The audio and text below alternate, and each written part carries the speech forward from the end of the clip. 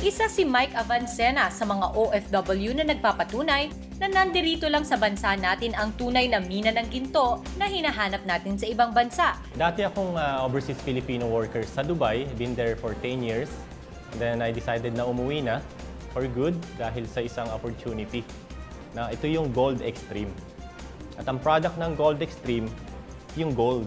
At alam naman natin yung value ng gold patuloy na tumataas. Ang kagandahan dito sa Gold Extreme, yung kinita ko sa Dubai ng isang taon, kinita ko lang ng 50 days sa Gold Extreme. So wala na akong plan bumalik ng abroad.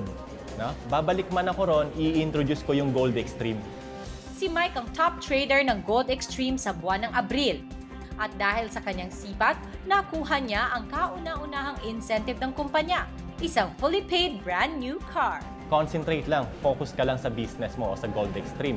Suportahan yung team, dapat malaman mo din yung mga kailangan, yung mga material mo, para sa yung mga nag-i-inquire, masagot mo ng tama.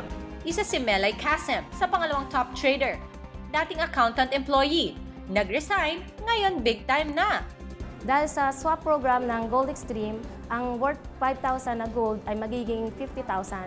Depende po sa performance ng grupo at ng team leader. Nakita ko talaga na napakabilis ng kitaan dito sa Gold Extreme. As an employee, nakita ko na talagang yung kita ko ng isang buwan, dito araw lang talaga. Nakakatanggap din ng malaking gold reward. Si Winchell Uy na dati ring OFW sa Kuwait. Ang produkto ng Gold Extreme ay 3 times lower kaysa sa mall price. Marami kang makukuhang reward na ginto sa company na to, mas masaya. Akala ko dati ang mina ng ginto is nasa Middle East lang.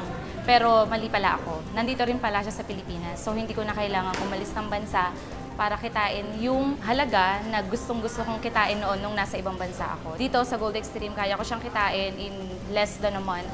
Araw-araw bukas ang opisina para mag-release ng gold reward. Bottomless iced tea, coffee at snack all-you-can ang ino-offer para sa mga invites.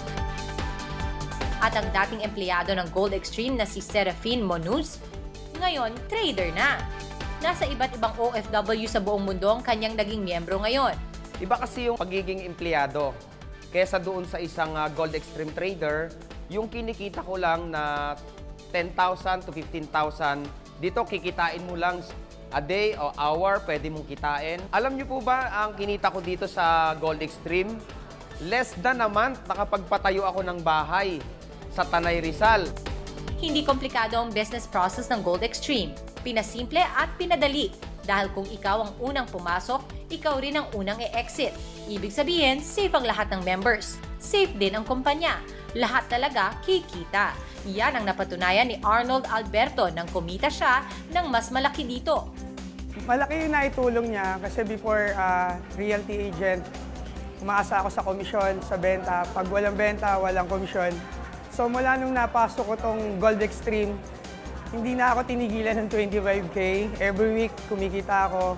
At the same time, nabibili ko na yung mga gusto ko sa pamilya ko. Big time talaga kapag nasa Gold Extreme ka. Buwan-buwan pa ang pamigay ng kotse. Ngayong buwan ng Mayo, brand new fully paid Ford EcoSport naman ang ipapamigay. Time is gold para sa mga nagnanais na umasenso sa buhay.